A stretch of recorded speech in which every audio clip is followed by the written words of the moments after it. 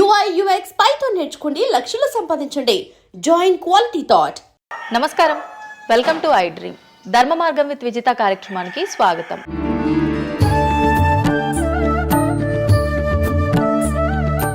ప్రస్తుతం మనతో పాటు ఉన్నారు ప్రముఖ జ్యోతిష్యులు వేణుస్వామి గారు. ఇప్పుడు వారితో మాట్లాడి మరిన్ని విషయాలు తెలుసుకుందాం. ముఖ్యంగా మనకెన్నో సందేహాలు ఉంటూ ఉంటాయి, వాటి గురించి అడిగి తెలుసుకునే ప్రయత్నం చేద్దాం. నమస్కారం అండి. నమస్తే తల్లి. ఓం నమో వెంకటేశాయ. వెంకటాద్రి సంస్థానం బ్రహ్మాండే నాశకించిన వెంకటేశ సమోదేవో నా భూతో నా భవిష్యతి. గురుగారు, చాలా వరకు ప్రస్తుత రోజుల్లో జ్యోతిష్యాన్ని ఎక్కువగా నమ్ముతున్నారేమో అనిపిస్తూ ఉంటుంది. సేమ్ టైం మళ్ళీ జ్యోతిష్యం మూఢనమ్మకము అని చెప్పి కొట్టిపారేసే వాళ్ళు కూడా ఎక్కువైపోయారేమో అనిపిస్తుంది. అసలు ఈ జ్యోతిష్యం అనేది ఎంతవరకు ఒక కీలక పాత్ర పోషిస్తుంది ప్రతి మనిషికి కూడా? సో జ్యోతిషం అనేది నువ్వు చెప్పినట్టుగా ప్రతి మనిషికి ఒక ఫేసు, రెండు ఫేసులు ఉంటాయి. కానీ కొంతమందికి చాలా ఫేసెస్ ఉంటాయి. ఉదాహరణ, వేణుస్వామికి రెండే ఫేసులు ఉండొచ్చు. అంటే సామాజికంగా ఒకటి, ప్రైవేట్గా ఒకటి. కానీ సమాజంలో ప్రస్తుతము తెలుగు రాష్ట్రాల్లో ఒక మనిషికి 5 ముఖాలు ఉన్నాయి. అంటే తెలుగు రాష్ట్రాల్లో ఎందుకు చెప్తున్నానంటే, భారతదేశాన్ని మొత్తం కంపేర్ చేసినప్పుడు భారతదేశానికి సంబంధించినటువంటి రాజకీయాలు వేరు, తెలుగు రాష్ట్రాల రాజకీయాలు వేరు. భారతదేశం సోషల్ మీడియా వేరు, తెలుగు రాష్ట్రాల సోషల్ మీడియా వేరు. భారతదేశం న్యూస్ ఛానల్స్ వేరు, తెలుగు రాష్ట్రాల న్యూస్ ఛానల్స్ వేరు. సో ప్రతిదీ తీసుకుంటే తెలుగు రాష్ట్రాలకు సంబంధించి చాలా ప్రత్యేకమైనటువంటి స్టైల్లో మనం ప్రజెంట్ వెళ్తా ఉన్నాము. ప్రత్యేకించి తెలుగు రాష్ట్రాలు ఇంతకుముందు ఒకటే రాష్ట్రానికి పరిమితం అయ్యి ఉండే, అది ఇప్పుడు హైదరాబాద్ కూడా అంటుకుంది. సో 2 రాష్ట్రాలు ఇంచుమించుగా సేమ్ స్టైల్లో వెళ్తున్నాయి. సో జ్యోతిష్యం నమ్మాలా వద్దా అనేది పక్కన పెడితే, ఎప్పుడే కానీ దేని గురించి ఎవరు మాట్లాడినా 2-3 విషయాల గురించి మాట్లాడతారు. ఒకటి ఐడెంటిటీ, ఒకటి బ్రాండు, ఒకటి ప్రత్యేకించి పిఆర్ స్ట్రాటజీ. ఇప్పుడు బ్రాండ్ అనేది వేణుస్వామి అంటే ఒక బ్రాండ్. వేణుస్వామి జ్యోతిషం గురించి మాట్లాడుతున్నాడు అంటే చాలా మంది వెయిట్ చేస్తారు, జరిగిందా జరగలేదని విశ్లేషించుకుంటారు. అదొక పద్ధతి. వేణుస్వామిని విమర్శించే వాళ్ళు ఏం చేస్తారు అంటే, వాళ్ళు ఐడెంటిటీ క్రైసిస్లో ఉంటారు. సో వాళ్ళు వేణుస్వామిని విమర్శించినా, లేకపోతే ఒక పెద్ద వ్యక్తిని విమర్శించినా వాళ్లకు దానివల్ల ఐడెంటిటీ వస్తుంది. మామూలుగా వాళ్ళు విమర్శిస్తే ఎవడు పట్టించుకోడు, వేణుస్వామిని విమర్శిస్తే పట్టించుకుంటారు. అలా కాకుండా కొంతమంది ఇది ఏమంటారు, హేతువాదులు అనొచ్చు, లేదంటే నాస్తికులు అనొచ్చు, ఇంకోటి అనొచ్చు. సో వీళ్ళందరూ ఏంటంటే ప్రత్యేకించి హిందూ మతానికి సంబంధించిన జ్యోతిష్యం గురించి మాట్లాడతారు, హిందూ మతానికి సంబంధించిన పండుగలు వినాయకుని గురించి మాట్లాడతారు.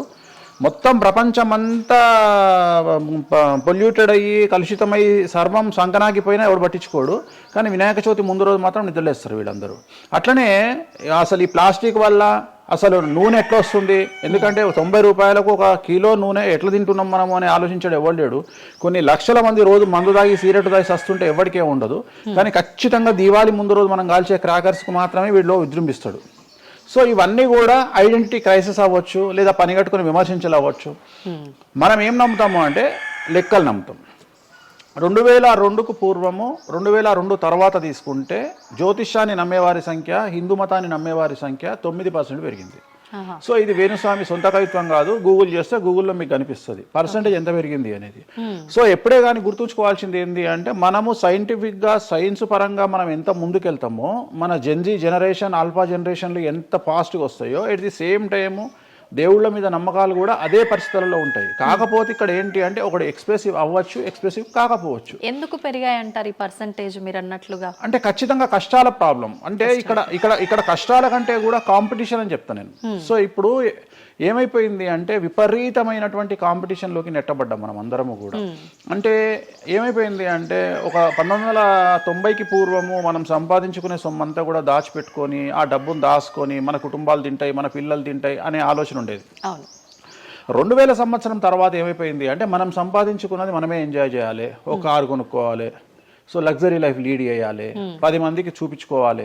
అంటే స్వతహాగా అనుభవించడం కంటే కూడా 10 మందికి చూపించుకోవాలి అనేటువంటి ఒక పనికిమాలిన భావన జనాల్లో చాలా వచ్చింది. ఇది ఎంతవరకు కరెక్ట్ అంటే? తప్పు చెప్తున్నా. ఇప్పుడు ఉదాహరణ, ఇన్ఫ్లుయెన్సర్స్ చూస్తుంటే అసలు యాక్చువల్గా వినాయక చవితి అనేది చవితి రోజు చేసుకోవాలి. కానీ వీళ్ళు ఏం చేస్తున్నారు, వినాయక చవితికి 2 రోజుల ముందరనే వినాయక చవితి చేసుకొని దాన్ని మొత్తం ఎడిట్ చేసి అంతా చేసి వినాయక చవితి నాడు పోస్ట్ చేస్తారు. సో దీనివల్ల వాళ్ళ ఖచ్చితంగా ఎఫెక్ట్ అవుతుంది. ఎందుకు ఎఫెక్ట్ అవుతుంది అంటే, ఇప్పుడు మాంగళ్యం ఉంది, ఉదాహరణ మెడలో మంగళసూత్రం అనేది ధరిస్తారు అమ్మాయిలు. వీళ్ళు ఏం చేస్తున్నారు ఈ మధ్యన అంటే కొంతమంది అమ్మాయిలు వెస్ట్రన్ కల్చర్కు బానిసలైన అమ్మాయిలు ఏం చేస్తారంటే దాన్ని ఏమంటారు, బ్యూటీ పార్లర్కి పోయినప్పుడు ఈ మంగళసూత్రాన్ని తీసి అట్లా పక్కకు పెడతారు. సో మళ్ళీ ఎప్పుడైతే నువ్వు ఆ మంగళసూత్రాన్ని వేసుకుంటున్నావో ఆ సమయం కనుక మంచిది కాకపోతే ఎఫెక్ట్ అవుతుంది ఫ్యామిలీ. సో అందుకని నువ్వు చేసేటువంటి వినాయక చవితి పూజ కరెక్ట్ సమయంలో చేయకపోతే అది నెగిటివ్ అయ్యేటువంటి అవకాశం ఉంది. సో ఇట్లా ఇన్ఫ్లుయెన్సర్స్, ఉదాహరణ ఇప్పుడు జనరల్గా బేసిక్గా మనము ఒక యూరోప్ కంట్రీకి పోతున్నాము, ఒక దుబాయ్కి పోతున్నాము అంటే మనం అక్కడికి పోయినాక షాపింగ్ చేస్తాం. కానీ ఇప్పుడు ఉన్నటువంటి జనరేషన్లో వీళ్ళందరూ ఏంది, ఇక్కడ షాపింగ్ చేసి మళ్ళీ అక్కడ షాపింగ్ చేస్తారు. అంటే చాలా విచిత్రం అయిపోయింది. అంటే ఖచ్చితంగా సంవత్సరానికి ఒక 10 డొమెస్టిక్ టూర్లు, ఖచ్చితంగా సంవత్సరానికి ఒక 5 ఇంటర్నేషనల్ టూర్స్. ఇవన్నీ దేనికోసము అంటే సమాజానికి మా దగ్గర డబ్బులు ఉన్నాయి అని చూపించుకోవడం కోసము, సో ఆర్భాటాల కోసము. సో నేను జనరల్గా ఏం చెప్తా అంటే first build your own brand. First brand build చేసుకున్నాక తర్వాత నువ్వు బ్రాండ్లకు అలవాటుగా. ఇప్పుడు ఒక అనామకుడు, ఒక మామూలు మనిషి రేంజ్ రోవర్ కార్ వేసుకొని వస్తే జనాలందరూ రేంజ్ రోవర్ కార్ను చూస్తారు. అదే ఒక సూపర్ స్టార్, ఒక ప్రభాస్, ఒక మహేష్ బాబు వస్తే మహేష్ బాబుని చూస్తారు, ప్రభాస్ని చూస్తారు, కానీ కార్ను చూడరు. సో నేనేమంటే ఫస్ట్ నువ్వు దాన్ని తయారు చేసుకో. ఇప్పుడు ఉదాహరణ ఒక బాలీవుడ్ హీరోయిన్ ఉంది, ఆ బాలీవుడ్ హీరోయిన్ ఒక ఎల్వి హ్యాండ్ బ్యాగ్ వేసుకుంది, సపోజ్ అది ఫేకే అనుకుందాం, బట్ జనాలు అందరూ అది ఒరిజినల్ అనుకుంటారు. అదే ఒక మామూలు అమ్మాయి నిజంగానే ఎల్వి బ్రాండ్ వేసుకుంది, కానీ అది ఫేక్ అనుకుంటారు. సో అందుకని ఫస్ట్ నీ బ్రాండ్ నువ్వు నిలబెట్టుకున్న తర్వాత అప్పుడు నువ్వు బ్రాండ్స్ జోలికి వెళ్ళు. ఇప్పుడు సో ప్రస్తుతం సమాజంలో ఈ జ్యోతిష్యం గురించి విమర్శించే వాళ్ళ సంఖ్య ఎందుకు ఎక్కువైంది అంటే వాళ్ళకు వ్యక్తిగతమైన అంశాలు చాలా ఉంటాయి. They want subject. అంటే ఏమైపోయింది, ఇప్పుడు ఎగ్జాంపుల్, ఇప్పుడు నేనే ఒక యూట్యూబ్ ఛానల్ పెట్టుకున్నా, నన్ను నేను ఓన్గా జర్నలిస్ట్గా నన్ను నేను గుర్తించుకున్నా, నాకు సబ్జెక్ట్ కావాలి. నాకు సబ్జెక్ట్ కావాలి అంటే అట్లీస్ట్ నేను ప్రతిరోజు కనీసం ఒక 10 నుండి 15 వీడియోలు చేయాలి. వీడియోలు చేయాలి అంటే నాకు ఆ మనిషితో పని లేదు, ఆ వ్యవస్థతో పని లేదు, ఆ సబ్జెక్టుతో పని లేదు. నేను రాకెట్ గురించి నేనే మాట్లాడతా, జ్యోతిష్యం గురించి నేనే మాట్లాడతా, రైతు గురించి నేనే మాట్లాడతా, పిడకల గురించి నేనే మాట్లాడతా. అంటే లాస్ట్కు నాకు కావాల్సింది ఏంది అంటే నాకు వ్యూవర్స్ కావాలి. అట్లీస్ట్ నేను పెట్టే సబ్జెక్టుకు నాకు తెలియకున్నా సరే దాని గురించి కంటి చూపు గురించి నేనే మాట్లాడతా, క్యాన్సర్ గురించి నేనే మాట్లాడతా, ఎయిడ్స్ గురించి నేనే మాట్లాడతా. అంటే కాదేది విమర్శకు అనర్హం. అంటే నీకు సబ్జెక్టు తెలుసా తెలియదా అంటే ఇంగితం ఉండేవాడు కంట్రోల్ చేసుకో. ఇప్పుడు నాకు సిగ్గు శరము ఇంగితం ఉంది. ఇప్పుడు ఆ కెమెరామెన్ తీసేటువంటి కెమెరాకు సంబంధించి ఆయన ఎట్లా పెట్టాలి ఫోకస్, ఆయన లెన్స్ ఎంత అడ్జస్ట్ చేసుకుంటాడు ఏంది అనేది నాకు సంబంధం లేని వ్యవహారం. కానీ నేను అసలు దానిలోకి వెళ్ళను. కానీ అదే విశ్లేషకుల పేరుతో ఉండేటువంటి యూట్యూబ్ ఛానల్స్ అవ్వచ్చు, ఇంకొకళ్ళు అవ్వచ్చు, వాళ్ళు ఏం చేస్తారు, దాన్ని కూడా వాళ్ళే జస్టిఫికేషన్ చేస్తారు. అంటే దాన్ని కూడా నువ్వు కెమెరా ఎట్లా పెట్టాలనో కెమెరామెన్కి వీళ్ళు నేర్పిస్తారు, వీళ్ళే డిస్కషన్. ఎందుకు అంటే వాళ్ళకి ఏదో ఒక 10,000 వ్యూవర్షిప్ పోతే ఇట్లా ఓవరాల్గా తీసుకుంటే నెలకింత వెళ్తుంది పైసలు. సో దీని మీద బ్రతికే వాళ్ళు, సో వాళ్ళు ఏం చేస్తారు, వాళ్ళు విమర్శలు చేస్తారు. సో అట్లనే హేతువాదుల ముసుగులో ఉండేవాళ్ళు విమర్శలు చేస్తారు. అన్నిటికంటే ప్రాబ్లం ఏమైపోయింది అంటే పొద్దున్న లేస్తే హిందూ మతం బాగుండాలి అంటే అసలు హిందూ మతానికి థ్రెట్ ఎవరితోనుంది? హిందువులతోనే ఉంది, ముస్లిమ్స్తో లేదు, క్రిస్టియన్స్తో లేదు. ఎందుకంటే వేరే వాళ్ళు మన జోలికి రావట్లా. ఎంతసేపు కప్పల భాగవతం లాగా మన జీవితంలో ఎలుకల భాగవతం లాగా ఒక ఎలుక ఇంకో ఎలుకని కిందికి గుంజుతుంది, ఒక కప్ప ఇంకో కప్పని కిందికి లాగుతుంది. అట్లనే హిందువులలో వేణుస్వామి ఆస్ట్రాలజికల్ ప్రిడిక్షన్స్ లో మంచిగా ఉన్నాడు అంటే వేణుస్వామి చెప్పింది ఏదైనా జరిగినప్పుడు వేయడానికి ఎవరికి మనసు రాదు, కానీ వేణుస్వామిని విమర్శించడానికి పొలోమంటే అందరూ వచ్చేస్తారు. అంటే మరి నేను హిందువునే కదా, నన్ను కిందికి లాగేవాడు హిందువే కదా, మరి ఇక్కడ హిందూ మతం ఏమవుతుంది? ఇప్పుడు సమాజంలో నేను అబ్జర్వ్ చేస్తున్నా, గత కొన్ని రోజుల నుండి, ఒక 6 నెలల నుండి, సంవత్సరం నుండి Telugu media in the sense నేను లోకల్ సోషల్ మీడియాలో హిందూ మతాల పేరు మీద కొత్త వర్షన్ వచ్చింది. ఏంటి అంటే హిందూ ఆచార వ్యవహారాలను విమర్శించడము చాలా కామెడీ అయిపోయింది. ఒక ఆయన ఈ మధ్యలో ఇంటర్వ్యూ చూసాను నేను, అసలు దుర్గమాల లేదంటాడు ఆయన. నేను షాక్ అయినా, నేను ఇనుంటావు నువ్వు కూడా. నాకు ఆశ్చర్యం అనిపించింది. దుర్గమాల లేదు అంటే అమ్మవారి మాల, జనరల్ గా భవానీ మాల కరెక్ట్ వర్డ్, భవానీ మాల లేనే లేదు, అసలు చరిత్రలో లేదు అంటాడు. అంటే సమాజము ఏదో విధంగా భక్తి మార్గం వైపు వెళ్తుంది అంటే నువ్వు సంతోషంగా ఫీల్ అవ్వాలి, కానీ దాన్ని కూడా విమర్శించేవాడు ఎందుకంటారు ఇలా అంటే వీళ్ళందరూ పండితులు కాదు, వీళ్ళందరూ standing comedians or sitting comedians. ఒక ఆయన కూర్చొని మాటలు చెప్తాడు, వాళ్ళు నవ్వడం స్టార్ట్ కాగానే ఈయన మర్చిపోతాడు. ఇక ఈయన మర్చిపోయి అంటే ఆడవాళ్ళు నవ్వుతుంటారు, మగవాళ్ళు నవ్వుతుంటే ఈయన ఆనందానికి పరవశుడు అయ్యి ఇంకా వాళ్ళు నవ్వుతున్నారు కదా అని రెచ్చిపోయి ఇంకా గ్రహాలు లేవు, దేవుడు లేడు, ఏది ఒక బ్రాహ్మణుడయ్యుండి ఒక పండితుడయ్యుండి టోటల్ మన సబ్జెక్ట్కి వ్యతిరేకంగా మాట్లాడుతూ ఉంటాడు. అట్లనే ఆయన ఎవరో భవానీమాల లేదు అంటాడు. నేను నీకు వచ్చిన నష్టమేముంది, నువ్వు మొగోడివైతే భవానీమాల కాదు, ఎవరైతే కోయంబత్తూరులో ఈషా ఫౌండేషన్లో లింగభైరవ అమ్మవారు లేదని చెప్పు, అది నీ గొప్పతనం. నిజంగా లింగభైరవ అమ్మవారు లేనప్పుడు లేదని చెప్పు, ఆమె క్రియేటెడ్ కాడు, చెప్పొచ్చు కదా లేదు అని. ఎందుకంటే అక్కడ భయం ఏంటంటే ఎవరు తంతడు అని. వీళ్ళ భయం అంటే ఏంటంటే ఎక్కడైతే ఎవడు వీళ్ళకి అడ్డు రాడో అక్కడికి వస్తారు. వీళ్ళకి ఒరిజినల్ సబ్జెక్ట్ మాట్లాడే దమ్ము లేదు. సో ఇదంతా ఎంత చేసినా నేను అల్టిమేట్గా చెప్పేది ఏంటంటే జ్యోతిష్యానికి వ్యక్తిగతంగా నా దగ్గరకు వచ్చేవాళ్ళు నాకు జనాలకు చెప్పారుగా. ఇప్పుడు నేను ఒక మాట చెప్తా, ఇప్పుడు సీక్రెట్ మెయింటైన్ చేయాలనుకుంటారు ప్రతి ఒక్కడు, ప్రైవసీ మెయింటైన్ చేయాలనుకుంటారు. మామూలుగా హాస్పిటల్కి పోతేనే ఇవాళ ప్రైవసీ మెయింటైన్ చేయాలనుకుంటున్నారు. అది అట్లీస్ట్ తలకాయనొప్పికి పోయినా వాళ్ళు దే వాంట్ ప్రైవసీ. అంటే కారు డైరెక్ట్గా B1కి వెళ్ళిపోతుంది, పైకి వెళ్ళిపోతారు, డాక్టర్ని కలుస్తారు, వస్తారు. అట్లాంటిది వేణుస్వామి దగ్గరకు వచ్చి నేను ఎందుకు చెప్పాలనుకుంటున్నా, లేదంటే నేను ప్రజలకి చెప్పాలనుకుంటున్నా అనుకోరు కదా. ఎవరో ఒకళ్ళు వేణుస్వామి దగ్గరికి వెళ్ళినప్పుడు కొన్నిసార్లు కొన్ని వీడియోలు తీసినప్పుడు 100 మందిలో ఒక వీడియో తీసినప్పుడు ఆ వీడియో పోస్ట్ చేస్తాము, దానివల్ల నా దగ్గరకు వచ్చినట్టు తెలుస్తుంది. కానీ 99% నా దగ్గరకు వచ్చినట్టు తెలియదు. నా దగ్గరికే కాదు, జ్యోతిషం అనేది ఎక్స్ట్రీమ్గా జనాల్లోకి వెళ్తున్నది. ఎట్ ది సేమ్ టైం భక్తి అనేది జనాల్లోకి వెళ్తున్నది. దాన్ని భయం అంటమా భక్తి అంటమా పక్కన పెడితే ఈరోజు జనాలు ముక్కోటి కానీ ఇతరత్ర పండుగలు కానీ జనవరి 1 కానీ జనాలు విపరీతంగా దేవాలయాల్లో ఉంటున్నారు. అంటే జనాలకు దేవుడి మీద కానీ శాస్త్రాల మీద కానీ వచ్చినటువంటి నమ్మకము, ఈ నమ్మకాన్ని ఎవరో ఒకళ్ళు వచ్చి టీవీలో కూర్చొని చెప్పినంత మాత్రాన పోదు. సో ఇది జనాల్లోకి విపరీతంగా వెళ్తానే ఉంటుంది. జనాలు ఎప్పుడే కానీ ఎంత వెస్టర్న్ కల్చర్కి వెళ్ళినా నమ్మకము అనేది ఒకటి ఉంటుంది. మనల్ని నమ్మించేది, మనల్ని బ్రతికించేది నమ్మకము. ఈ నమ్మకం లేకపోతే మనకు జీవితం లేదు. సో ఈ జ్యోతిష్యము అనేది అంధకార బంధురంలో ఉండేటువంటి ఒక వ్యక్తిని బయటకు తీసుకురావడానికి, జరగబోయే నష్టాన్ని చెప్పడానికి మాత్రమే పనికి వచ్చేటువంటి శాస్త్రము. అంతేగాని నువ్వు 50 ఏళ్లకు నరుకుతావు, 40 ఏళ్లకు కారు కొంటావు, ఈ సొల్లు పురాణం చెప్పాల్సిన పని లేదు. జరగబోయేటువంటి నష్టాన్ని గనక చెప్పగలిగితే జ్యోతిష్యము దాన్ని సరి చేసుకోవడంతో పాటు మానసికంగా స్ట్రాంగ్ అవ్వడానికి ఆ వ్యక్తికి చాలా చాలా చాలా ఉపయోగపడుతుంది. భార్యాభర్తలు తన్నుకొని చస్తారు, విడిపోతారు అని చెప్పడంలో ఉద్దేశము మీరు విడిపోండి అని కాదు. భార్యాభర్తల్లో అట్లీస్ట్ జనరేషన్ బట్టి ఈ రోజు భర్త అనేవాడు కాంప్రమైజ్ అయ్యి భార్య తిట్టినా పడి ఉంటాడు అని ఇక్కడ ఉద్దేశము. అంటే ఒకప్పుడు భార్యకు భర్తకు పెళ్లికి కనీసం 10 సంవత్సరాల గ్యాప్ ఉండేది. ఎందుకు అంటే భార్య అనే అమ్మాయి చిన్నపిల్లగా ఉంటే భర్త అనేవాడు ఒక కూతుర్ని చూసుకుంటాడు అనే ఉద్దేశంతో ఆ పెళ్లిళ్ళు చేసేవాళ్ళు. ఇవాళ ఏం చేస్తున్నారు, ఇద్దరికి 6 నెలలు తేడా ఉండదు. సో ఇద్దరు టెంపర్మెంట్ లో వెళ్తారు, ఇద్దరు గొడవలు పడతారు. సో ఈ కండిషన్లో వాళ్ళిద్దరు విడిపోయేటువంటి తత్వం వైపు వెళ్తారు. కాబట్టి మొదలే మీ జాతకాలు బాగాలేవు, మీకు విడిపోయే అవకాశం ఉంది అంటే మిమ్మల్ని విడిపోమని చెప్పడం కాదు. ఇక్కడ మీరు జాగ్రత్తగా ఉండండి, కాంప్రమైజ్ కండి, ఈగోస్ పక్కన పెట్టండి, మీ పొసెసివ్నెస్ను పక్కన పెట్టండి. సో ఆర్థికపరమైనటువంటి అంశాల్లో క్యాలిక్యులేటెడ్గా ఉండండి, తన్నుకొని చావకండి, విడిపోకండి అని మొదలే వాళ్ళని హెచ్చరించడం అనేటువంటిది దీంట్లో భాగము. కానీ ఇవాళ ఏమంటున్నారు, శుభమా అంటూ పెళ్లి చేసుకుంటే విడిపోమని చెప్తున్నాడు వేణుస్వామి అంటే దాన్ని శుభమా అని చెప్పరు నాయన. ప్రతి ఒక్కళ్ళకి అదే చెప్తున్నారు. ఆ మాతకు వస్తే మీరు పొద్దున్న లేస్తే 100 పెళ్లిలలో 80 పెళ్లిళ్ళు డివోర్స్ అవుతున్నాయి. మరి దీని మీద మీరే కదా డిబేట్ పెడతారు. సో ఇదంతా ఏంటంటే ఒక వ్యక్తిని విమర్శించాలనుకున్నప్పుడు వాళ్ళు ఏదైనా తీసుకురావచ్చు. దాన్ని రామ అంటే దాన్ని చిన్న పదాలు మారిస్తే ఆ రామ అనేది ఒక బ్యాడ్ వర్డ్ అవుతుంది.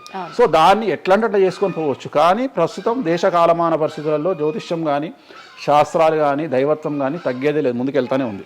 ఇప్పుడు ఒక మనిషి జననం దగ్గర నుంచి చనిపోయే వరకు జాతకం అనేది కొన్ని సందర్భాల్లో మాత్రమే చూడాలి అని చెప్పి ఒకప్పటి కాలంలో చెప్పేవారట. కానీ ఇప్పుడు మాత్రం పుట్టిన దగ్గర నుంచి ఎప్పుడు ఏ చిన్న సమస్య వచ్చినా జాతకం చూపించుకోవడము, అసలు ఇది మన సాంప్రదాయంలో లేనే లేదు అంటున్నారు. ఇది ఎంతవరకు వాస్తవం?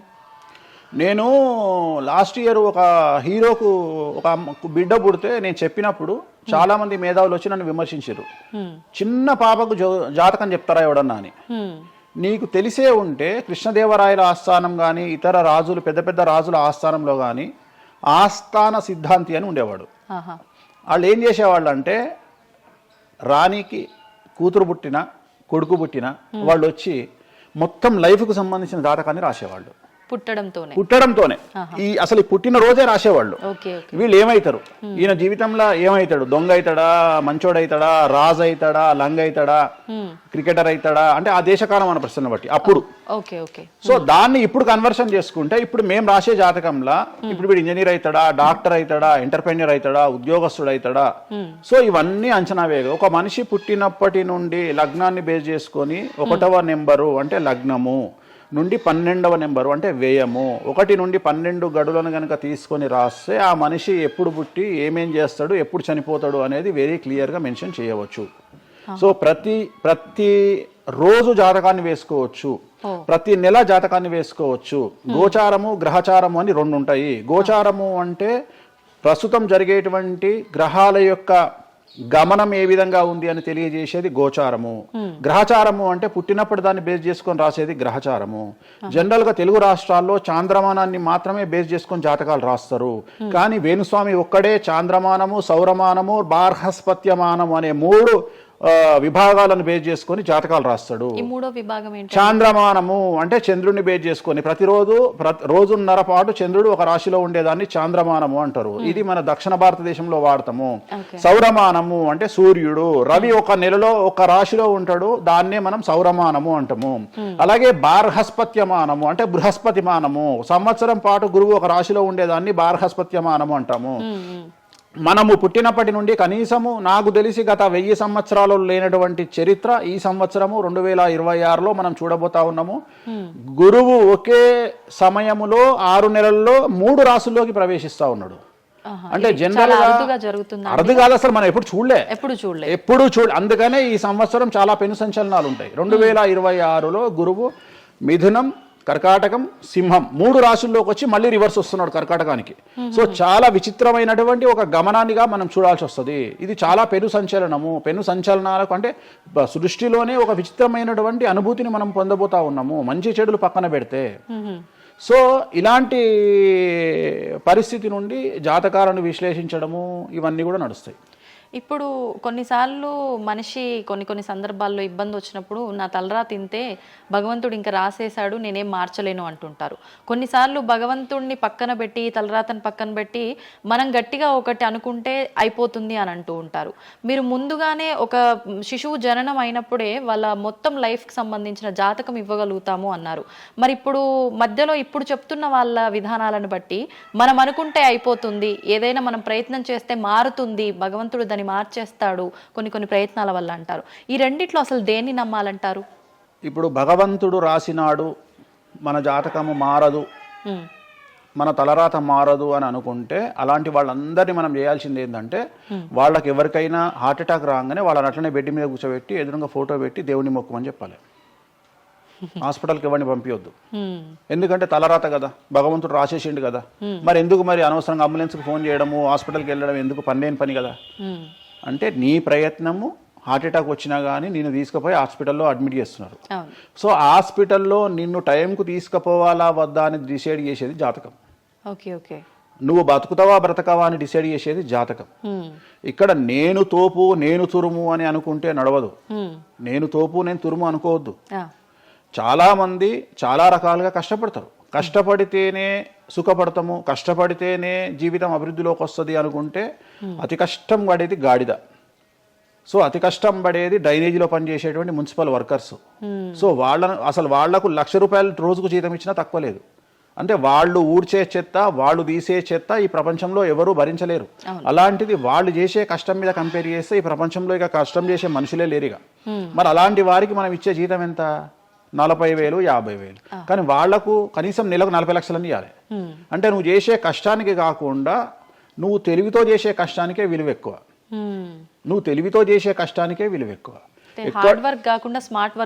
ఎగ్జాక్ట్లీ, స్మార్ట్ వర్క్ నమ్ముకోవాలి.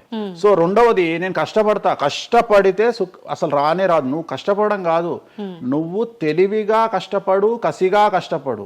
సో అందరికంటే భిన్నంగా ముందుకెళ్ళు. సో దీంట్లో లోకులు నీ మీద రాళ్లు వేస్తారు, దీంట్లో లోకులు నిన్ను సమాజంలో టార్గెట్ చేస్తారు. So there is no development in comfortable zone. నువ్వు కంఫర్టబుల్ జోన్ దాటిన తర్వాతనే నీ జీవితంలో నీ కష్టాలు అనేవి స్టార్ట్ అవుతాయి. ఆ కష్టాలు స్టార్ట్ అయిన తర్వాత అభివృద్ధి అనేది ఏర్పడుతుంది. సో నువ్వు ఉద్యోగానికి అలవాటైనవు అంటే జీవితంలో నువ్వు ఉద్యోగంలోనే ఉండిపోతావు. నువ్వు రిస్క్ తీసుకొని సంవత్సరం పాటు ఖాళీగా కూర్చోవడానికి ట్రై చేసి నువ్వేదో వ్యాపారం చేసుకోనో ఇంకేదో చేసుకోనో ముందుకు రావడానికి ప్రయత్నం చేస్తే అప్పుడు నువ్వు తోపవుతావు. ఓకే. సో ఇక్కడ నువ్వు ఎంత టార్గెట్ చేసినావు జీవితంలో, ఎంత డబ్బు సంపాదిస్తున్నావు అనే దాని మీద నువ్వు తీసుకునే రిస్క్ ఆధారపడి ఉంటుంది. నువ్వు తీసుకునే రిస్క్ను బేస్ చేసుకుని నీ లైఫ్లో డెవలప్మెంట్ అనేది ఆధారపడి ఉంటుంది. అంతేగాని నేను నార్మల్గానే ఉంటా, నాకు డబ్బులు రావాలి అంటే రావు. ఎట్ ది సేమ్ టైము నాకు జ్యోతిష్యము అనేటువంటిది ఎలాంటిది అంటే, డాక్టర్ దగ్గరికి పోయినప్పుడు బ్లైండ్గా కాలో చెయ్యో ఇరిగినప్పుడు డాక్టర్ దగ్గరికి పోయినావు, డాక్టర్ ఏమంటాడు, ఫస్ట్ ఎక్స్రే తీసుకొని రా అంటాడు. అదే జ్యోతిష్యం. ఆ ఎక్స్రే అనేదే నీ లగ్నం, ఎక్స్రే అనేదే నీ కుండలి. సో నువ్వు తీసుకున్న ఎక్స్రే, నువ్వు ఎట్లయితే డాక్టర్ దగ్గరికి పోయినప్పుడు ఎక్స్రే ఎట్లయితే పనిచేస్తుందో, నీ కష్టం వచ్చినప్పుడు నిన్ను కష్టాల నుండి బయటికి తీసుకురావడానికి జ్యోతిష్యం అనేది ఎక్స్రే లాగా ఉపయోగపడుతుంది. ఆ ఎక్స్రే అంటే నీ కుండలి చూసినప్పుడు నీకు ఈ సబ్జెక్ట్లో ఈ ప్రాబ్లం ఎందుకు వచ్చింది, ఒక వ్యక్తికి హార్ట్ అటాక్ ఎందుకు వచ్చింది అంటే ఆయన జాతకంలో రవి కేతువు లేదా శని దృష్టి రవి మీద, లేదా కుజ రవులు 8వ ఇంట్లోనో లేకుంటే 6వ ఇంట్లోనో వ్యయంలో ఉన్నప్పుడు, అలాగే రవి కేతువులు 12వ ఇంట్లో కలిసినప్పుడు, అలాగే 6వ ఇంట్లో కలిసినప్పుడు, సో ఆ సందర్భంలో ఆ గ్రహ చిత్రంలో, ఆ దశా చిత్రంలో ఆ దశ వచ్చినప్పుడు, అంతర్దశ వచ్చినప్పుడు, ఏలినాటి శనిలోనో, ఆ షష్టమ శనిలోనో, అష్టమ శనిలోనో ఈ హార్ట్ అటాక్ అనేది వస్తుంది. అంటే జాతకంలో ఈ దశలను బట్టే కానీ మనం తీసుకుంటున్న ఆహార అలవాట్లను బట్టి కాదంటారా? ఏం తినని వాళ్లకు కూడా క్యాన్సర్స్ వస్తాయి, గుర్తుంచుకోవాలి. ఏం తినని వాళ్ళకు కూడా క్యాన్సర్లు వస్తాయి. చాలా మందికి ప్రస్తుతం సమాజంలో నాన్ వెజ్ తిననటువంటి వాళ్లకు కొలన్ క్యాన్సర్ వచ్చినటువంటి సంఘటనలు నాకు వేలల్లో తెలుసు. సో ఏం తప్పు చేస్తున్నారని అమ్మాయిలకు బ్రెస్ట్ క్యాన్సర్ వస్తుంది? ఆన్సర్ చెప్పు. Question mark. అవునా కాదా? థైరాయిడ్తో ఏం పని చేస్తున్నాం, థైరాయిడ్ ప్రాబ్లం వచ్చింది. సరే ఉదాహరణ లంగ్స్ క్యాన్సర్ అంటే నువ్వు సిగరెట్ తాగితే వచ్చింది. కానీ నువ్వు నమ్మవో 100 మందిలో 40 మందికి లంగ్స్ క్యాన్సర్ వచ్చిన వాళ్ళకు సిగరెట్ అలవాటు లేదు. ఎందుకు వచ్చింది? సో చాలా మంది అంతెందుకు, కరోనాలో మంచి వాళ్ళు చచ్చిపోయారు, తాగుబోతులు ఎవరు తావాలా? అవును అవును. అసలు దీని మీద కదా నువ్వు సైంటిస్ట్ రీసెర్చ్ చేయాల్సింది. ఇంతమందిని చూసినా మనం రోడ్డు మీద బిచ్చమెత్తుకునేవాడు ఎవరు చచ్చిపోలే. ఎందుకు అంటే వాడి డైజెషన్ సిస్టమ్ అంత స్ట్రాంగ్ ఉంది, వాడి ఇమ్యూనిటీ పవర్ అంత స్ట్రాంగ్ ఉంది. అట్లనే మందు తాగే వాడి ఇమ్యూనిటీ పవర్ అంత స్ట్రాంగ్ ఉంది. తాగుబోతులు ఎవరు చచ్చిపోలే కరోనాలో. సో ఇవన్నీ నువ్వు ఎలా చనిపోతావు, ఏ రోగం వస్తుంది, ఏంది అనేది జ్యోతిష్యం ప్రిడిక్ట్ చేయగలుగుతుంది. జ్యోతిష్యం అనేది నీ లైఫ్ను డిసైడ్ చేసింది కాదు, నీ లైఫ్ను ఎలా మార్చుకోవాలి అనేది జ్యోతిష్యం డిసైడ్ చేస్తుంది. దేవుడు అనేవాడు నీ జాతకాన్ని రాసిండు, నీ తలరాత రాయలే. ఇక్కడ గుర్తుంచుకోవాల్సింది ఏంటంటే, నువ్వు ఏ సమయంలో పుట్టాలి అనేది డిసైడ్ చేసింది ఎవరు? దేవుడు. సో నువ్వు పుట్టినప్పుడు 9 గ్రహాల కాంబినేషన్స్ ఎక్కడున్నాయి? లగ్నంలో ఎవరున్నారు, ద్వితీయంలో ఎవరున్నారు, తృతీయంలో ఎవరున్నారు, చతుర్థంలో ఎవరున్నారు, పంచమంలో ఎవరున్నారు, షష్టమంలో ఎవరున్నారు, వ్యయంలో ఎవరున్నారు. అంటే నీకు ఏ రోగాలు రావాలి, నీకు దోస్తులు ఎట్లాంటి వాళ్ళు ఉన్నారు, నీ కుటుంబంలో నీకు బంధువులతో గొడవలు అయితేయా కావా, నువ్వు డబ్బు ఎంత సంపాదిస్తావు, ఉద్యోగం వల్ల సంపాదిస్తావా, వ్యాపారం వల్ల సంపాదిస్తావా, లేకపోతే బెట్టింగ్లకు పోయి నాశనం చేసుకుంటావా, లేకపోతే వ్యసనపరుడు పోయి నాశనం చేసుకుంటావా, సో అమ్మాయిలకు బానిసైతావా, అంటే ఇట్లాంటివన్నింటిని అనలైజ్ చేయగలిగినటువంటి శక్తి జ్యోతిష్యానికి ఉంది. జ్యోతిష్యము అనేది వేరు కాదు. నువ్వు ఏదైతే దేవుడు జాతకం రాసిండు, ఏదైతే తలరాత రాసిండు అంటుండో గదే గిది. అంటే పుట్టిన టైంని, ప్లేస్ని అన్నిటిని బట్టే ఈ ప్రిడిక్షన్. ఒక మనిషి పుట్టిన సమయాన్ని బేస్ చేసుకొని ఇప్పుడు నువ్వు మాట్లాడుతున్న దేవుడు రాసిన తలరాతనే జాతకం. తలరాత వేరు, జాతకం వేరు కాదు. నీ తలరాత అనేది ఈ లగ్నంలో ఉంది, ఈ కుండలిలో ఉంది. దీన్ని బేస్ చేసుకొని, దీన్ని చేతిలో పట్టుకొని నువ్వు ముందుకెళ్తే నీకు ఏ ప్రాబ్లం ఉండదు. ఒక్కసారి జ్యోతిష్కుని సంప్రదిస్తే కాదు, నువ్వు ప్రతి సంవత్సరము లేదా 2.5 సంవత్సరాలకు ఒకసారి శని మారినప్పుడల్లా నీ జాతకం మారుతుంటది. గోచారంలో మారుతుంటది, గ్రహచారంలో మారుతుంటది. నువ్వు ఎలాంటి చర్యలు తీసుకోవాలి, ఎలాంటి జాగ్రత్తలు తీసుకోవాలి, నీకు వాహన ప్రమాదాలు ఎప్పుడు వస్తాయి, ఆరోగ్యపరమైన ఇబ్బందులు ఎప్పుడు వస్తాయి, న్యాయపరమైన ఇబ్బందులు ఎప్పుడు వస్తాయి, నువ్వు ఎదిగిన తర్వాత నీకు శత్రువులు పెరుగుతారు. నువ్వు ఎంత శుద్ధపూసైనా, ఎంత మంచివాడివైనా, నువ్వు సమాజంలో ఎదిగి ఒక కారు కొనుక్కొని, ఒక ఇల్లు కొనుక్కొని, నీ బతుకు నువ్వు బ్రతుకుతున్నా నీ మీద జనాలు ఏడ్చి చస్తారు. నీకు శత్రువులు అనేవాళ్ళు ఏర్పడతారు. నువ్వు మంచి చేసినా శత్రువులు వస్తారు, చెడు చేసినా శత్రువులు వస్తారు. సో ఇలాంటి వాళ్ళందరి నుండి నువ్వు ఎట్లా తప్పించుకోవడానికి ఏమేమి పూజలు చేసుకోవాలి, ఏమేమి న్యాయపరమైన జాగ్రత్తలు తీసుకోవాలి, వీటన్నిటినీ క్రోడీకరించి చెప్పగలిగిన వాడు జ్యోతిష్కుడు. కాకపోతే జ్యోతిష్కుడికి దేశ కాల మాన పరిస్థితులను బేస్ చేసుకొని జాతకం చెప్పగలగడం రావాలి. ఎందుకంటే జ్యోతిష్యంలో ఉదాహరణ రవి కుజ కేతువు కలిసి ఉన్నప్పుడు సుఖవ్యాధి వస్తుంది. సో సుఖవ్యాధి అని మాత్రమే జ్యోతిష్యం చెప్పింది మాకు, అంతేగాని నీకు సిఫిలిస్, గనేరియా, ఎయిడ్స్, HIV అని చెప్పి రాయలే మాకు అక్కడ రాసింది ఏం రాసిండు, నీకు సుఖవ్యాధి వస్తుంది. కాకపోతే దేశకాలమాన పరిస్థితులను బట్టి ఏ వ్యాధులు వస్తున్నాయో దాన్ని అంచనా వేయగలిగిన శక్తి జ్యోతిష్కుడికి ఉండాలి. ఇప్పుడు కూడా నువ్వు ఇంజనీరింగ్ చేస్తున్నావు అంటే ఇంజనీరింగ్ ఇంకో 2 ఏళ్ళు అయితే పోతుంది. సో కొత్త ఏదో వస్తుంది, స్టడీస్ వస్తాయి. సో మనం మారుతూ ఉండాలి, మనం అప్డేట్ అవుతా ఉండాలి. ఎట్లయితే టెక్నాలజీ కోసము, ఎట్లయితే కెమెరా విషయంలో, ఎట్లయితే మైక్ల విషయంలో అప్డేట్ అవుతున్నామో మేము కూడా జ్యోతిష్యం విషయంలో అప్డేట్ కావాలి. కానీ మమ్మల్ని అప్డేట్ అవ్వడానికి ఎవరు మాకు భుజం తట్టేవాళ్ళు కానీ, వెన్ను తట్టేవాళ్ళు కానీ, మమ్మల్ని ఎంకరేజ్ చేసేవాడు కానీ ఉండడు. ఎంతసేపు మా మీద దాడి చేద్దామని చూసేవాడే ఉంటాడు. మేము ఏదైనా విశ్లేషించి కొత్తది చెప్పుదాము అనేటువంటి ప్రయోగం చేయంగానే ఆటోమేటిక్గా రాకెట్ ఫెయిల్ అయితేనేమో సింపతి చూపిస్తారు, మేము చెప్పింది ఫెయిల్ కాగానే దాడి చేస్తారు. సెఫాలజిస్టుల పేరుతోని ప్రతి సంవత్సరము కనీసం ఒక 20-30 మంది ఫెయిల్ అయితేనే ఉంటారు ఎన్నికలలో. వాళ్ళ జోలికి ఎవడు పోడు. కానీ మేము ఎవడన్నా పుసుక్కున ఎక్కడన్నా ఎన్నికలు గెలువయ్యి అని చెప్పగానే మా మీద దాడి చేసే వాళ్ళు ఎక్కువ ఉంటారు. సో మాకు కూడా ఎంకరేజ్మెంట్ చేస్తే మేము సైన్స్ను ఎప్పుడో పండబెట్టగలిగిన శక్తి మాకు ఉన్నది, జ్యోతిష్కులకు లేక కాదు. కాకపోతే మమ్మల్ని ఎవడు వెన్నుదడతాడు, మా గురించి ఎవడు మాట్లాడతాడు, మా గురించి మెచ్చుకునేది పర్సనల్గా వ్యక్తిగతమైనటువంటి టర్మినాలజీలో మాతో మాట్లాడే వాళ్ళు మెచ్చుకుంటారు తప్ప సమాజం మమ్మల్ని చూసే దృష్టి వేరు. ఎంతసేపు మా దాంట్లోనే మాకు ఉండదు. మా దాంట్లో యాచకా శత్రువు అంటే బిచ్చపోనికి బిచ్చపోరు శత్రువు అని మా దాంట్లో మాకే తన్నులాట. కామాఖ్యకు పోయి బలుడిచ్చి పూజలు చేసుకునేటువంటి జ్యోతిష్కుడు హైదరాబాద్కు వచ్చి అక్కడ బలులే లేవని చెప్తాడు ఒక జ్యోతిష్కుడు. సో ఇట్లా ఎందుకు చెప్తున్నారు అంటే వాళ్ళ కర్మ, మనం ఏం చేయలేము. సో ఓవరాల్గా జ్యోతిష్యం అనేది ఏదైనా చరిత్ర సృష్టించగలుగుతుంది. జ్యోతిష్యము అంటే మనిషి యొక్క తలరాతనే జ్యోతిష్యం. ఇప్పుడు మీరు చెప్పిన దాన్ని బట్టి అంతా మనం పుట్టిన టైము ప్లేస్ని బట్టే డిసైడ్ అవుతుంది ఈ ప్రెడిక్షన్ అంతా. అంటే న్యాచురల్గా బర్త్ జరిగితే ఓకే, కానీ ఇప్పుడు అన్ని ముహూర్తాలు పెట్టుకొని టైము అన్ని చూసి చేస్తున్నారు కదా, మరి ఇటువంటి వారికి జాతకం ప్రెడిక్షన్ కరెక్ట్ ఉంటుందా? ఆ ముహూర్తం పెట్టాలి అనేటువంటి టైమింగ్ కూడా ఆయన డిసైడ్ చేస్తాడు, దేవుడే. ప్రతిదీ మనం తోపులం అనుకుంటాం, నేను ఓన్గా ఆలోచిస్తున్నా అనుకుంటాడు. ఓకే, అది ఆల్రెడీ డిసైడెడే. నీ మనసులో ఆ భావం రావడానికి, నీ మనసులో ఆ ముహూర్తం పెట్టించుకోవాలి అని అనుకోవడానికి కర్త కర్మక్రియనే భగవంతుడు. మరి ఇది పెళ్లిళ్ళ విషయంలో ఎందుకు వర్తించదు? పెట్టుడు ముహూర్తాల్లో పెళ్లిళ్ళు వద్దు, అదంతా సఖ్యతతో ఉండరు భార్యాభర్తలు అంటారు కదా. అసలు ముహూర్తం మంచిదైతే ఎందుకు విడిపోతున్నారు అని ఇప్పుడు కొంతమంది మేధావులు అడుగుతారు. ఫస్ట్ నేను చెప్పే పాయింట్ ఏంటంటే, నీ జాతకాలే కలవకపోతే నువ్వు ఎంత మంచి ముహూర్తంలో చేసుకుంటే ఉంది.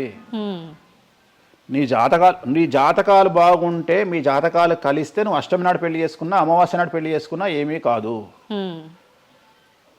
రైట్? సో నేను మాట్లాడే విషయం ఏంటంటే, నీ అబ్బాయి అమ్మాయి జాతకాలు బాగా కుదిరినప్పుడు వాళ్ళ లైఫ్ ఎక్కడో ఉంటుంది. చాలామంది there is calculated love, calculated relation. అమ్మాయి ఏమనుకుంటుంది, నేను నెలకు 1,50,000 సంపాదిస్తున్నా, నాకు ఖచ్చితంగా 2 లక్షలు సంపాదించే అబ్బాయి కావాలి అనుకుంటుంది. కానీ నన్ను జీవితంలో బాగా చూసుకునే అబ్బాయి కావాలి, నేను కాంప్రమైజ్ అవుతా, నీకు 1,00,000 వస్తుందా, నేను 1,50,000 సంపాదిస్తా, ఇద్దరం కలిసి 2.5 లక్షలతో బతుకుతాము అని ఏ అమ్మాయి అనుకోదు. సో ప్రతి ఒక్కడి క్యాలిక్యులేషన్ ఇదే. అలాగే అబ్బాయి ఏమనుకుంటాడు, నాకు 2 లక్షలు వస్తుంది కానీ నాకు చాలా అందమైన అమ్మాయి కావాలి అనుకుంటాడు. సో ఇక్కడ ఉన్న డిమాండ్కు తగ్గట్టు సప్లై లేదా. సో అప్పుడు ప్రాబ్లం ఏమవుతుంది, ఫైటింగ్. అప్పుడు ఏమవుతుంది అంటే కాంప్రమైజ్ అనేది స్టార్ట్ అవుతుంది. అంటే జ్యోతిష్యుడు జాతకాలు బాగాలేవు అని చెప్పినా ఇనే పరిస్థితులలో వీళ్ళు ఉండరు. రెండవది, జ్యోతిష్కులు కూడా ఏం చేస్తారంటే సాధ్యమైనంత వరకు ముక్కుసూటిగా ఆన్సర్ చెప్పకుండా, కుజదోషం ఉంది, 7వ ఇంట్లో కుజుడున్నాడు, 7వ ఇంట్లో శని కుజులు కలిసి ఉన్నారు, సో చాలా ప్రాబ్లం అవుతుంది. లేదా 7వ ఇంట్లో చంద్రుడు కుజుడు కలిసి ఉన్నారు, సో పిల్లవాడి తల్లి వల్ల సమస్యలు వస్తాయి, లేదా పిల్ల తల్లి వల్ల సమస్యలు వస్తాయి అని వీడు డైరెక్ట్గా అమ్మాయికో అబ్బాయికో చెప్పడు. లేదు మీ ఇద్దరికి సంతాన యోగం లేదు అని చెప్పడు. ఉదాహరణ 9:5 అయింది, ఇద్దరిది అమ్మాయిది అబ్బాయిది, సంతాన యోగం ఉండదు, షష్టాష్టకాలు అయినాయి. వీడేమంటాడు, షష్టాష్టకాలలో శుభ షష్టాష్టకాలు అంటాడు. అంటే విషయంలో మంచి విషయం ఉంటుందా? ఉండదు కదా. శుభ షష్టాష్టకాలు ఎక్కడి నుండి వచ్చినాయి? నువ్వు చెప్పేదే విషం అంటున్నావు, విషం అనుకుంటూ మంచి విషయం అంటున్నావు మళ్ళా. సో మంచి విషయం ఎక్కడ నుండి ఉంటుంది? ఉండదు. విషం వేసుకుంటే చస్తాడు. అట్లనే షష్టాష్టకాలు అంటే ప్రాబ్లం స్టార్ట్ అవుతుంది. అట్లనే 9:5 ఏకనాడి, వర్ణదోషము, యోని దోషము, ఇట్లా చాలా రకాల దోషాలు ఉంటాయి. సో ఈ దోషాలను ఏం చేస్తారంటే, ఈ దోషాలను ఎదుటి వ్యక్తికి నిజాయితీగా చెప్పడం మానేసి సాధ్యమైనంత వరకు వీళ్ళు పెళ్లి చేసుకోవాలి అనే ఇంటెన్షనల్ గా పాజిటివ్ వేలో వెళ్తాడు. రెండవది ఏంటంటే, ఆల్రెడీ వీళ్ళు ఏం చేస్తారు, మేము ఫిక్స్ అయ్యి మేమిద్దరం ఫిక్స్ అయినాము, మేము పెళ్లి చేసుకుంటాము అని డిసైడ్ చేసుకొని వస్తారు అక్కడికి. అప్పుడు వాడు ఇవన్నీ చెప్పి వాళ్ళ మనసును విరగొడతాడా? విరగొట్టాడు. జనరల్గా ప్రపంచంలో ఏ అమ్మాయి తండ్రి కానీ ఏ అబ్బాయి తండ్రి కానీ తన బిడ్డనో తన కూతురో తన అల్లుడో నాశనం కావాలి అని కోరుకోరు. కానీ చెప్పగలిగినటువంటి పరిస్థితుల్లో ఎవరు ఉండాలి? జ్యోతిష్కుడు ఉండాలి. సో అది నేను చేస్తున్న ప్రస్తుతం కలియుగంలో. వేరే వాళ్ళు ఎవరు చేయట్లేదు ఆ విధంగా. ఎందుకంటే రేపొద్దున కలిసి ఉండకపోతే 2 కుటుంబాలు బాధపడతాయి, సమాజంలో చెడ్డ పేరు వస్తుంది, వీళ్ళ లైఫ్ స్పాయిల్ అయిపోతుంది. సో అందుకని నేను చాలా జాగ్రత్తగా మొదలే డిసైడ్ చేసి నీకు ఈ ప్రాబ్లం ఉందిరా బాబు, నువ్వు జాతకాలు నీకు కలవలేదు, వివాహం చేసుకోకు అని చెప్తా. వీళ్ళ జాతకాలు బాగా లేకున్నా తీసుకుపోయి మంచి ముహూర్తం చూసుకొని పెళ్లి చేసుకుంటే ఆ ముహూర్తం వీళ్లను సఫలీకృతులను చెయ్యదు. నీ జాతకం బాగుండాలి. అట్లనే నువ్వు ఏ టైంలో పుట్టాలనో డిసైడ్ చేసుకున్నా అని నువ్వు అనుకొని సిజేరియన్ పెట్టుకుంటావు, కానీ ఆ టైంలో నువ్వు నక్షత్రమే చూస్తావేమో కానీ 6వ ఇంట్లో ఉండే గ్రహాలు 12వ ఇంట్లో గ్రహాలు డిసైడ్ చేయగలిగింది భగవంతుడు. ఆ టైంలో ఒకవేళ వ్యయస్థానంలో గ్రహాలున్నా 6వ స్థానంలో గ్రహాలున్నా జాతకం అంతా కింద మీద అవుతుంది. ఒకవేళ కుజుడు ఉండే స్థానాన్ని బట్టి చంద్రుడు బుధుడు ఉండే స్థానాన్ని బట్టి జాతకాలు కరెక్ట్గా డిసైడ్ చేయకపోతే ఆటిజంతో మగపిల్లలు పుడతారు. సో ఇన్ని సమస్యలు ఉంటాయి. సో చాలా ఈజీగా సిజేరియన్ ఆపరేషన్ చేసుకోగానే పిల్లలు మంచిగా పుడతారు అని కాదు అక్కడ. ఎందుకంటే నువ్వు పిల్లలు మంచిగా పుట్టాలి లేదు అనేది డిసైడ్ చేయడానికి it will take 3 to 4 hours. కానీ 3 to 4 minutes లో జ్యోతిష్కుడు డిసైడ్ చేస్తుంది. అది తప్పు. ఓకే ఓకే, ధన్యవాదాలండి, చాలా చక్కగా వివరించారు. ఓం నమో వెంకటేశాయ.